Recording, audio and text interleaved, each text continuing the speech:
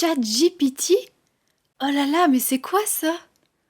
Tout le monde en parle en ce moment, c'est le ChatGPT, Generative Pre-trained Transformers 3. C'est une puissante intelligence artificielle gratuite conçue pour générer du texte et répondre à des questions. Mais on va voir aujourd'hui comment s'en servir pour améliorer son français avec. Abonne-toi gratuitement en cliquant ici. Active les sous-titres si besoin, c'est au même endroit. Et c'est parti!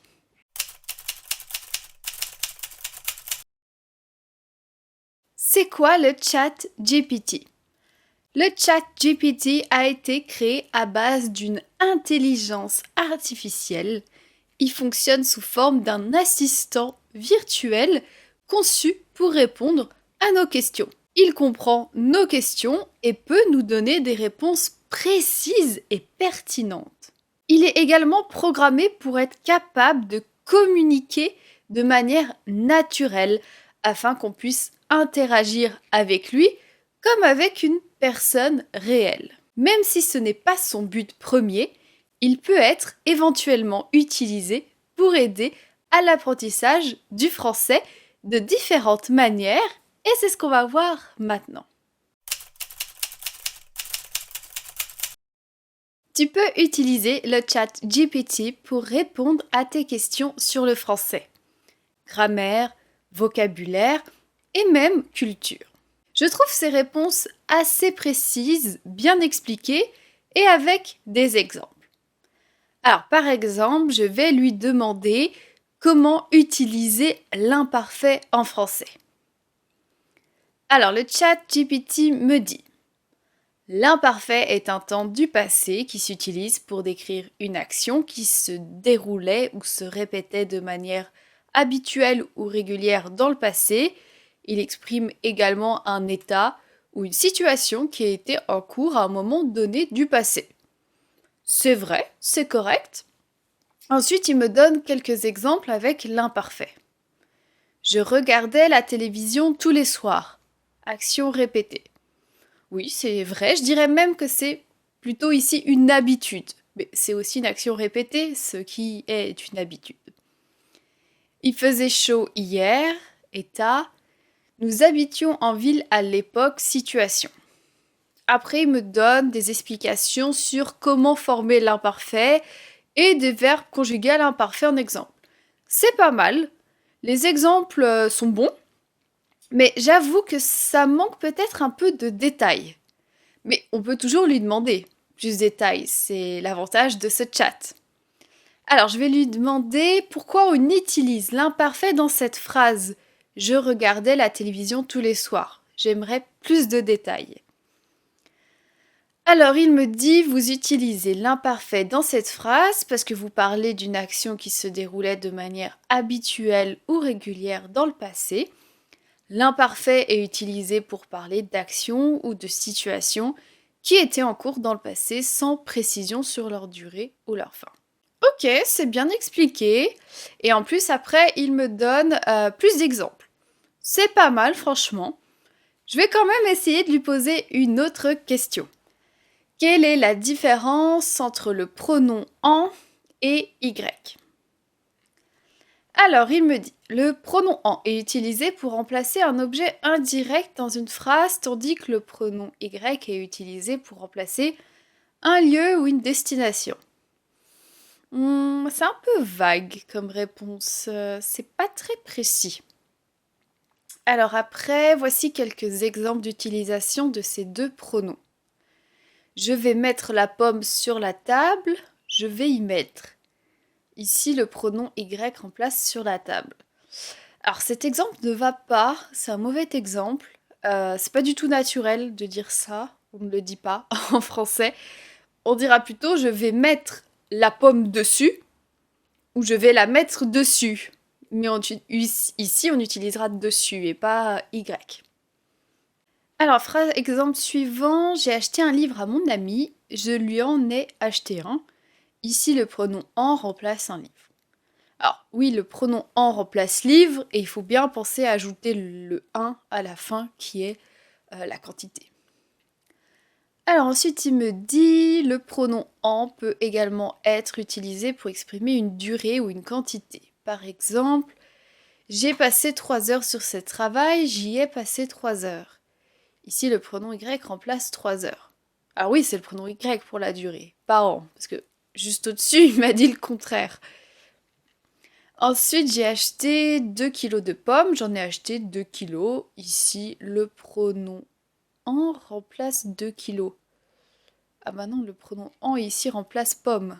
2 kilos, c'est la quantité qu'on rajoute après. Est-ce que cela répond à votre question? Bon, ça répond dans les grandes lignes à ma question, mais ce n'est pas parfait. Ça vaut pas la leçon d'un prof certifié. Il faut être vigilant quand on lui pose des questions sur la grammaire, parce qu'il y a quand même plusieurs imprécisions. Par contre, je trouve que le chat GPT est beaucoup plus performant sur le vocabulaire. Par exemple, je vais lui demander quelle est la différence entre amener et emmener. Alors, qu'est-ce qu'il me dit? Amener et emmener sont deux verbes français qui ont des sens assez proches, mais qui ne sont pas tout à fait identiques. C'est pour ça qu'on demande la différence. Amener signifie conduire quelqu'un ou quelque chose jusqu'à un endroit. On peut par exemple dire « je t'amène à la gare » pour dire que l'on va conduire quelqu'un jusqu'à la gare. Ou « il a amené son chien au parc » pour dire qu'il conduit son chien jusqu'au parc. Oui, sauf que le chien, normalement, on ne le laisse pas tout seul au parc. Enfin, normalement, non. Un peu bizarre. Mais dans l'ensemble, c'est correct. Emmener signifie prendre quelqu'un avec soi en se déplaçant vers un endroit. On peut par exemple dire « je t'emmène en voyage » pour dire qu'on va prendre quelqu'un avec soi en voyageant. Ou il a emmené sa famille en vacances pour dire qu'il a pris sa famille avec lui en partant en vacances. Alors oui, c'est correct, juste l'exemple du chien était un peu bizarre. Peut-être que les intelligences artificielles laissent leur chien seul au parc, mais normalement non. Sinon, c'est correct, la différence entre les deux est bien expliquée. Donc quand tu as une question sur le français, alors peut-être plus sur le vocabulaire, le chat GPT peut te donner une réponse plutôt satisfaisante. Tu peux aussi lui demander des phrases utiles dans plusieurs situations. Par exemple, je vais lui demander des phrases utiles à l'aéroport. Alors, qu'est-ce qu'il me dit? Voici quelques phrases qui peuvent être utiles à l'aéroport. Je voudrais acheter un billet d'avion, s'il vous plaît. Où se trouve le comptoir d'enregistrement de ma compagnie aérienne? Quand est-ce que l'avion décolle? Je dois enregistrer ma valise, où puis-je le faire? Je n'ai pas trouvé ma carte d'embarquement, où puis-je la récupérer? Je voudrais changer de siège, est-ce possible, etc. C'est super, franchement. C'est vraiment bien, je trouve, pour apprendre du nouveau vocabulaire et des phrases utiles pour dans des situations précises. Sur ça, c'est vraiment pas mal.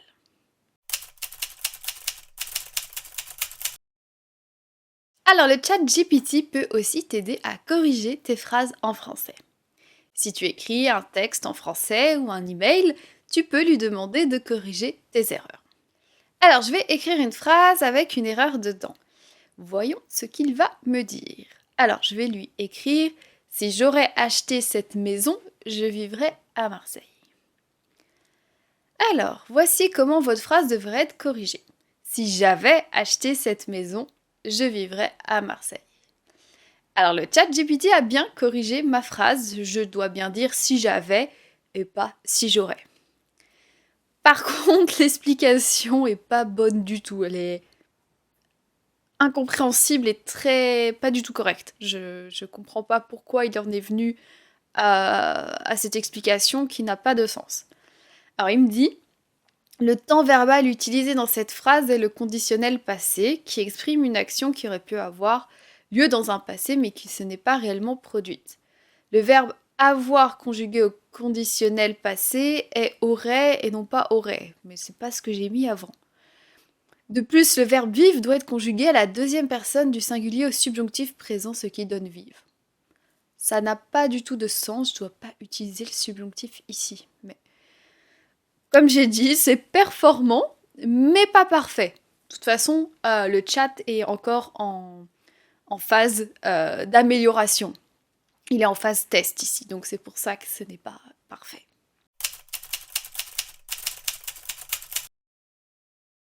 Alors, le chat GPT peut aussi être utilisé pour traduire du texte d'une langue étrangère vers une autre langue. Tu peux alors demander de traduire plusieurs phrases. Alors, je vais lui demander de traduire une phrase en anglais vers le français. I'm learning French with you. Alors, il me dit « Je suis en train d'apprendre le français avec vous ». Oui, c'est correct.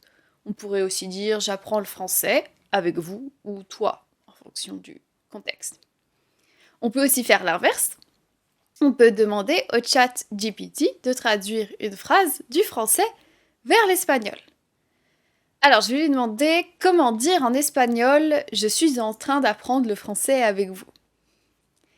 Alors, il me dit « Je suis en train d'apprendre le français avec vous » se dit « Estoy aprendiendo francés contigo » en espagnol. Pardonnez mon accent. La traduction de phrases, alors, semble plutôt correcte. Alors après, ce sont des phrases assez simples, mais ça me paraît plutôt bien.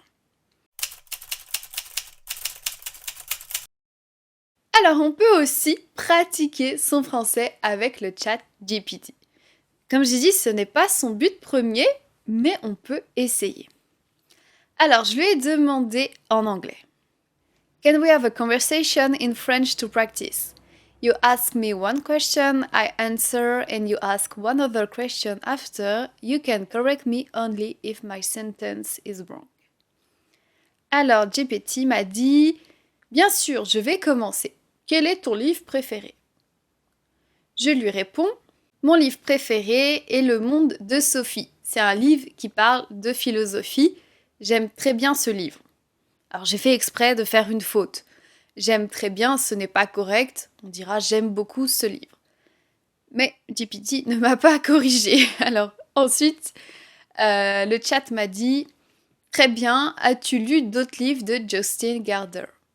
Je suis assez surprise de la pertinence de ces questions parce qu'il reprend le sujet, il reprend vraiment ce dont je lui ai parlé. C'est assez fort quand même. J'ai répondu non, c'est le seul que j'ai lu. Et il m'a dit je te recommande de lire L'Étoile de Noël. C'est un autre livre de Justin Gardner qui est aussi très intéressant et qui parle de thèmes similaires à Le Monde de Sophie. Et ensuite, il me demande « As-tu déjà été en Norvège, le pays d'origine de l'auteur ?» Je suis vraiment impressionnée. La pertinence de ces questions, ça semble hyper naturel. J'ai répondu « Non, mais j'aimerais beaucoup y aller. » Et le chat GPT me dit « La Norvège est un pays magnifique avec de nombreux paysages époustouflants. Tu devrais absolument y aller si tu en as l'occasion. Quel est ton voyage préféré que tu aies fait jusqu'à maintenant ?» Et la conversation continue, c'est assez naturel et intéressant, franchement. Bon, par contre, le chat GPT ne corrige pas naturellement mes phrases, ou parfois, quand il l'a fait tout à l'heure, les corrections sont un peu bizarres, enfin, c'est pas parfait, c'est pas tout à fait pertinent sur la correction. Alors en conclusion, le chat GPT est une intelligence artificielle très puissante qui peut t'aider de plusieurs façons pour améliorer ton français. Il est performant pour répondre à tes questions sur la grammaire, le vocabulaire et la culture française, même s'il faut faire attention car lui-même fait quelques erreurs ou n'est pas très précis. Le chat GPT peut t'aider en corrigeant tes phrases en français. Toujours attention aussi ici. Mais il peut aussi t'aider à traduire tes phrases et aussi tu peux discuter avec lui en français.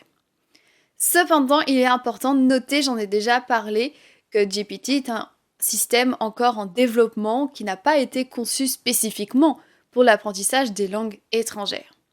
Et c'est le chat GPT qui me l'a dit lui-même, car je lui ai demandé comment apprendre le français avec lui, et il m'a répondu.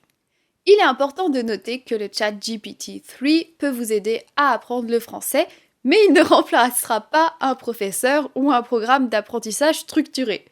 Pour progresser rapidement en français, il est recommandé de suivre des cours ou de travailler avec un professeur qualifié. Merci ChatGPT, tu ne tueras pas le métier de professeur de français. C'est vrai que si tu veux pratiquer ton français et avoir des corrections de la part de professeurs, et même plus que ça, accéder à une communauté pour apprendre le français, améliorer ton vocabulaire et ta grammaire, je te conseille plutôt de rejoindre mon groupe de conversation en français Oh là là French Coffee. Le chat GPT, c'est bien en complément pour améliorer ton français, mais un groupe avec de vraies personnes et de vrais profs, ça reste quand même la meilleure solution pour améliorer ton français.